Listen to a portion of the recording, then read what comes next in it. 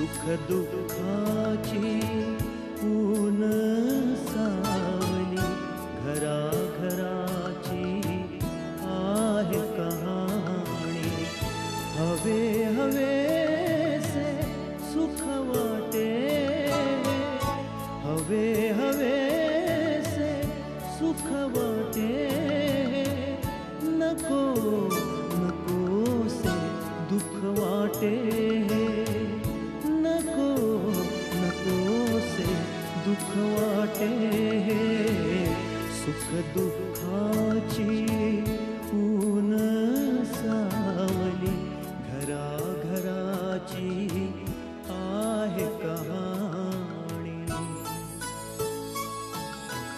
ऊन सावली ऊन सावली. मी फक्त हे जाणून घेण्यासाठी इथे आलो की तुम्ही नकार देण्याचं कारण काय आहे. तुमच्याबद्दल आम्हाला कोणीही वाईट सांगितलेलं नाही. उलट जे कोणी आम्हाला भेटलेत त्या सगळ्यांनी तुमची तारीफच केली. मला 4 दिवस माहेरी जायचं होतं. का कसं अचानक मध्ये काय? आईची आठवण येते. आपण त्याला कसं समजवायचं? तुझ्याबद्दल काय सांगायचं? म्हणजे अरे म्हणजे तो तुला अंकल समजतो.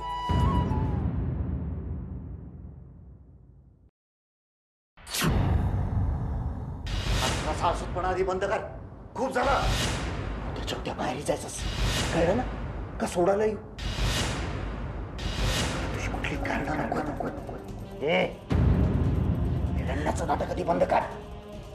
निघेतून उद्या जर तुम्हाला या घरात दिसलीस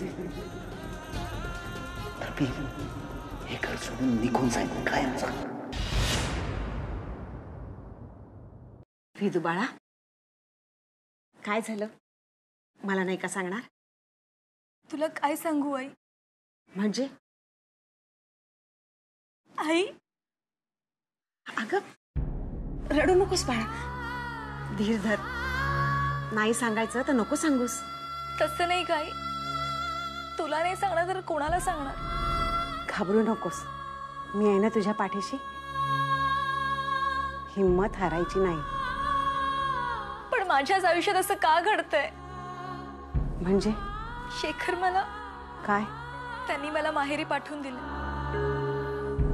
त्यांनी सांगितलंय जोपर्यंत तू ह्या घरातून जात नाहीस मी ह्या घरात पाऊल ठेवणार नाही.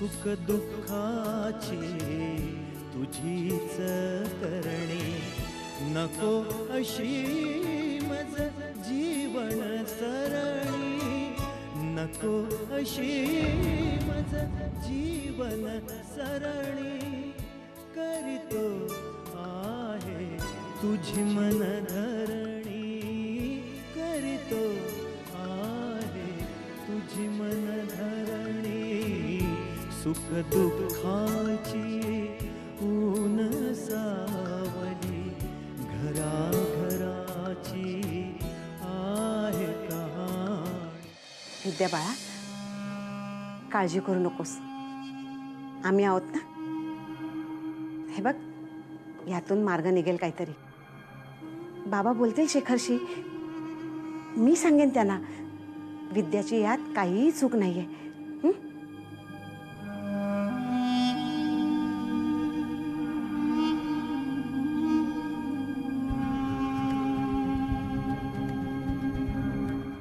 नको आई. तुम्ही दोघं जण अजिबात त्यांच्याशी बोलू नका. जे काय व्हायचं असेल ते होईल. माझ्या आयुष्यात काय घडायचं असेल ना ते घडू दे. पण आता स्वतःहून मी त्या घरात जाणार नाही. असं कसं बोलतेस विदू बाळा? या निर्णयानं प्रश्न मार्गी लागणार आहे का? मग काय करू मी? सगळं सांगितलं त्यांना, त्यांची क्षमा मागितली, आणखीन काय करू? मान्य आहे मला की मी त्यांच्यापासून ते लपवलं, पण मग यात तुझी चूक नाहीये का? पण म्हणूनच क्षमा मागितली ना मी. अगं पुरुष असतो, रागवायचाच, ओरडायचाच, म्हणून तू आणि हवं तेव्हा माहेरी पाठवून द्यायचा, हो ना? हे बघ, तू शांत हो पाहू. मी बघते काय करायचं ते. हं? तू बस, मी तुझ्यासाठी छानसा चहा करून आणते. हा?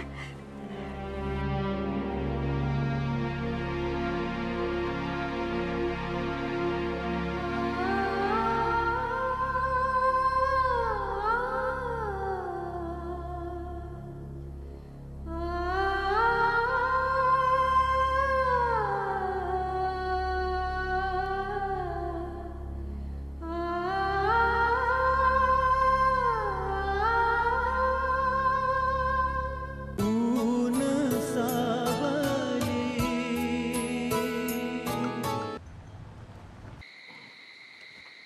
नमस्कार देवकर सर. नमस्कार. मी भोसले, इन्स्पेक्टर भोसले, चैतालीचा मोठा भाऊ. हा, नमस्कार नमस्कार. नमस्कार. या बसा बसा. खरं तर माझं तुमच्याकडे फार महत्वाचं काम होतं. बर, म्हणजे मी तुम्हालाच भेटायला आलो होतो. नाही मला आधी सांगा, चहा घेणार की कॉफी? अहो चहा कॉफी काही सुद्धा नकोय मला. अहो असं कसं?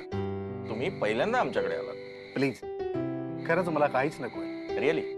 रिअली. बरं बोला. खरं तर ज्या विषयी मी तुमच्याशी बोलणार आहे त्या विषयाची तुम्हाला कल्पना आहे किंवा कदाचित असावी. तुमचा मुलगा प्रकाश आणि माझी लहान बहीण चैताली, दोघांचं एकमेकांवर प्रेम आहे. आणि त्या दोघांनी लग्न सुद्धा करायचं ठरवलंय. त्याकरता तुमची परवानगी. कसं आहे भोसले साहेब, दोघे एकमेकांवर प्रेम करतात, लग्नाचा निर्णय देखील त्यांनी घेतलाय, तेव्हा आपल्या परवानगीचा प्रश्न येतोच कुठे? तेव्हा आपण तरी सुद्धा आपली परवानगी ही आवश्यक असते. तो काळ गेलाय हो. असं म्हणता येणार नाही दिवाकर साहेब. भोसले साहेब, आई बापांना आता मुलामुलींच्या लग्नासंबंधी फक्त स्वप्न बघावी, बस. सर्व सोपस्कार मुलंच कर, आपण फक्त उभं राहायचं, बस. आपली संमती, आपली परवानगी हे गृहीतच असते. दिवाकर साहेब, तुमचं म्हणणं मान्य आहे बघ. पण संसारही त्यांनाच करायचा आहे, तेव्हा त्यांची पसंती आवश्यकच आहे. शिवाय आम्ही आणि तुम्ही त्यांच्या संसारात काही पूर्णपणे राहणार नाही. आपण आज आहोत तर उद्या कदाचित आपण असणार सुद्धा नाही. अगदी बरोबर आहे तुमचं. मग भोसले साहेब, त्यांनी एकदा निर्णय घेतला त्यानंतर आपण काय करणार आहे? दिवाकर साहेब, ही गोष्ट जरी मान्य असली तरी सुद्धा. भोसले साहेब, आपल्या परवानगीला काय अर्थ आहे आता? नाही सांगा, मला उत्तर द्या. काय अर्थ उरलाय आता? तुमचं म्हणणं योग्य आहे. नाही नाही, माझं म्हणणं अगदी योग्य असं म्हणून चालणार नाही. तुम्ही माझ्या प्रश्नाचं उत्तर द्या की आता आपल्या परवानगीला काय अर्थ आहे? तसा अर्थ काहीच नाही. मग झालं तर मग मला सांगा, परवानगी कशाला? दिवाकर साहेब, मग काय वाऱ्यावर सोडून द्यायचं मुलांना? त्यांचं ते बघायला समर्थ आहेत. अहो, असं मनात राख बाळगून नुकसान तर आपलंच होणार आहे ना. तुमच्यासारखा नकार माझ्याही मनात आला नसेल.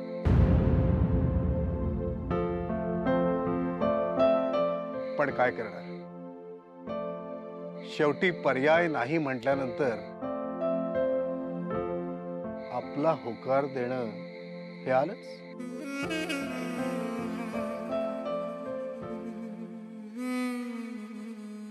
ठीक आहे, तुम्ही योग्य काय ते ठरवा. मग मी परवानगी समजू तुमची? ओके.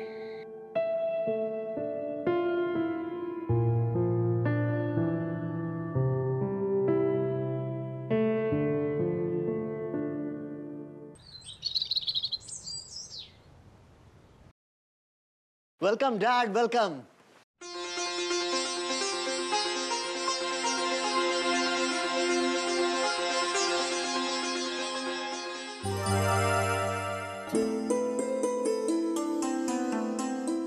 Welcome dad, welcome.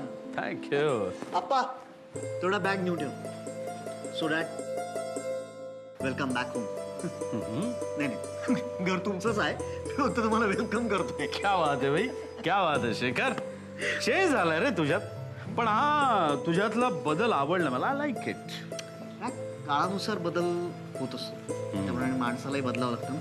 क्या बात आहे, तू फिलॉसॉफर सारखं बोलायला लागला रे. Very good, very good. अरे बाबा, पण मला एक गोष्ट सांग, या इतक्या दिवसांमध्ये तुझी मम्मा नाही ना बदलली?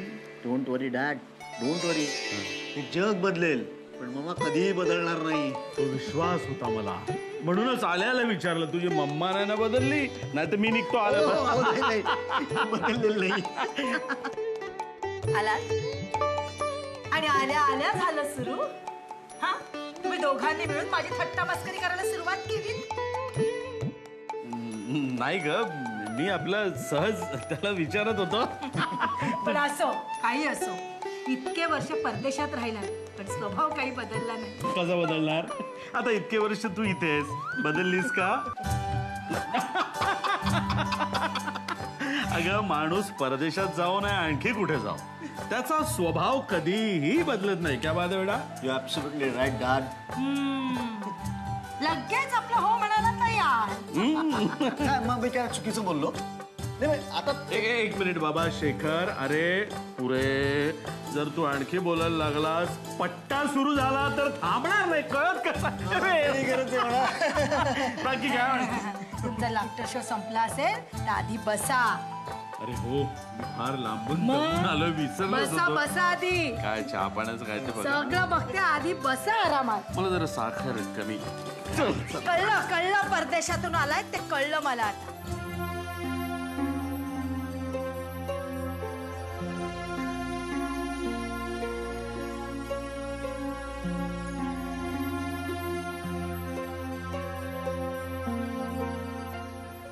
दादा, हा,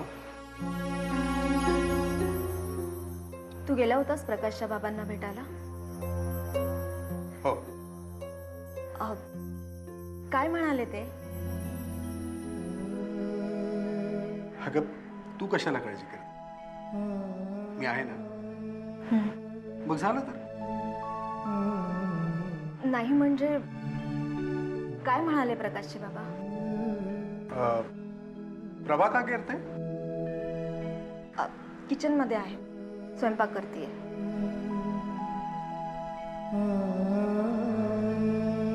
दादा, तू सांगितलं नाहीस, काय म्हणाले प्रकाशचे बाबा? काय म्हणणार ते? म्हणजे अजूनही ते ऍग्री नाहीयेत? तसे आहेत. तसे म्हणजे? तसे म्हणजे आता त्यांच्याजवळ दुसरा पर्यायच कोणता आहे? प्रकाशने त्याचा अंतिम निर्णय त्यांना सांगितल्यावर ते काय करू शकतात आणखी? याचा अर्थ केवळ विवशतेने ते तयार झाले. तसं समजायला हरकत नाही, पण शेवटी त्यांनी होकार दिलाच. हो, पण तू उगाच विचार करू नकोस. एकदा लग्न झालं ना की सगळं काही ठीक होईल, मला खात्री आहे. ऊन सावली. आणि शिवाय तू एकदा त्यांच्या घरात गेलीस ना की त्यांचं मन जिंकशील असा विश्वास आहे मला. अरे हो दादा, पण तूच म्हणाला होतास ना की... हे बघ, मी पूर्वी काय म्हणालो होतो हे सगळं आता विसरायचं, त्यांना आपलंसं करायचं, त्यांचं मन जिंकायचं आणि तसं एखाद्या माणसाचं मन जिंकणं, त्याला आपलंसं करून घेणं, हे सर्वस्वी तुझ्यावर अवलंबून आहे. एखाद्या माणसाचं मन दुखावलं ना की तो असं भलतं काही बोलत असतो. तसा माणूस मला योग्य वाटतो. पण काय आहे ना चैताली, परिस्थितीनुसार माणसाच्या वागण्यामध्ये थोडाफार बदल होत असतो. आणि जेव्हा एखादी गोष्ट त्याच्या मनाविरुद्ध होते ना, तेव्हा साहजिकच त्याच्या विचारांमध्ये बदल होऊ शकतो. पण मला अजूनही वाटतं की हे असं हा हा, अजिबात नाही चैताली. आता मनामध्ये तशी शंका सुद्धा आणायची नाही. Think positive. दादा, पालकरांचं स्थळ नाकारल्याबद्दल बहिणीला खूप वाईट वाटतंय रे. तू तिची अजिबात काळजी करू नकोस. एकदा सॉरी म्हणशील ना तर विसरून जाईल ती सगळं. हळवी आहे कधी. पण तू अजिबात काळजी करू नकोस तिची. आता जरा मला रिलॅक्स वाटतंय. That's it. किचन मध्ये जा आणि प्रभाला जरा मदत कर. झालेच मी.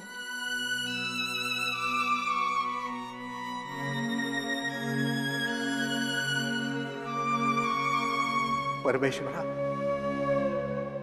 चैतालीला सुखानं नांदू दे.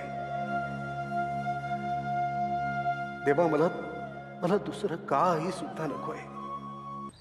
तुला सांगतो शेखर, आता मुंबई आणि फॉरेन कंट्रीज मध्ये फारसा फरक राहिलेला नाही. सगळीकडे तेच उंच उंच इमारती, ट्रॅफिक, पू वा, पण कुठेही घरचं पाणी नाही. हा हा हा.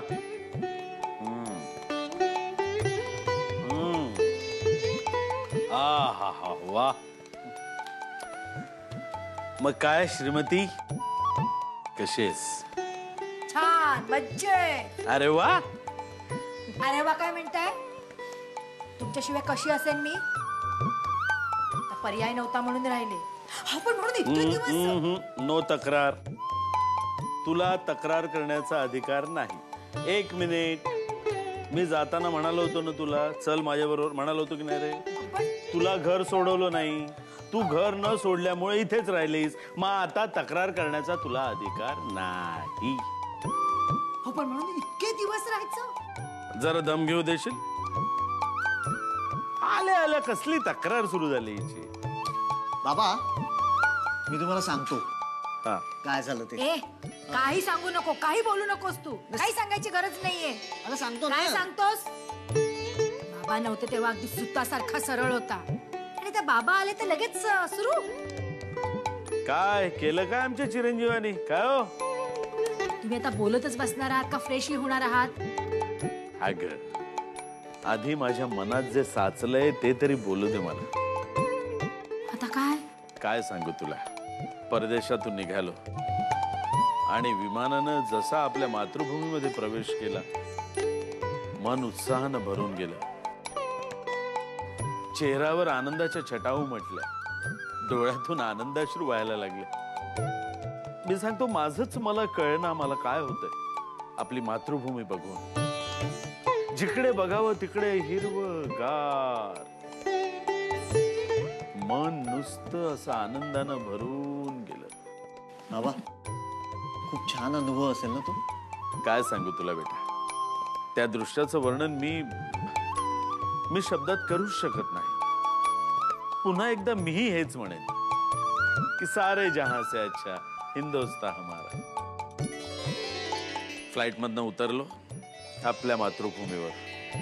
दीर्घ श्वास घेतला. इथल्या मातीचा सुगंध. हा हा हा, क्या बात.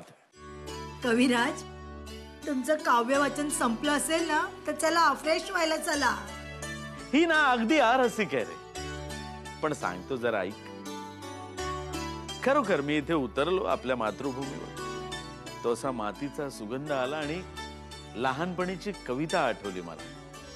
श्रावण मासी हर्ष मानसी हिरवळ दाटे चोहीकडे, क्षणात पडती सरसर शिरवे, क्षणात फिरुनी ऊन पडे. अरे मगापासून विद्या दिसली नाही रे कुठे. कुठे गेली विद्या?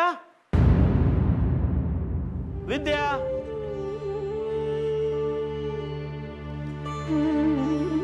विद्या बेटा. विद्या नाहीये. कुठे गेली? ती माहेरी गेली. माहेरी? कशाला? का म्हणजे सहज सहज गेली. सहज सहज.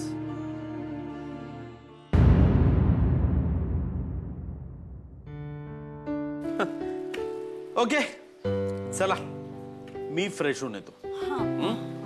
तोपर्यंत काही मस्तपैकी आयटम बनवा एखादा. चल.